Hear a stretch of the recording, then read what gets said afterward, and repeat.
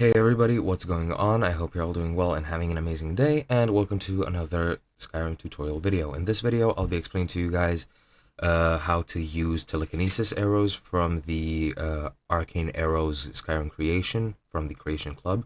So let's get right into it. As you can see from this screenshot here, telekinesis arrows are pretty much a special magic kind of arrow, which when you shoot it, it stays in the air. And what you're going to want to do to actually release them is to actually use the spell. I think you can find this in the College of Winterhold. You can find both the arrows, or rather a few arrows, or you might need to craft them, I don't know. But yeah, you want to get these arrows and you want to get the spell tome for the telekinesis arrow spell, and that's going to be added to your powers section in your magic menu.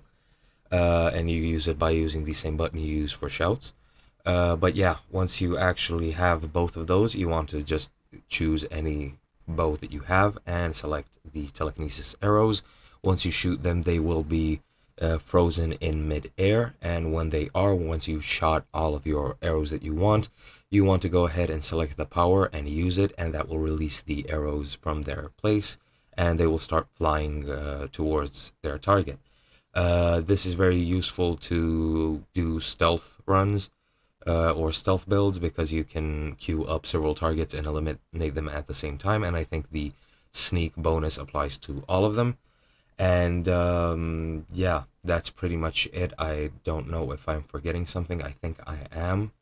Yeah, I think that you can only shoot out about 10 or 12 arrows at the same time. Afterwards, they will start returning to you, I think. So keep that in mind. But yeah, that's pretty much it. I hope you guys enjoyed, and I'll be seeing you in another video.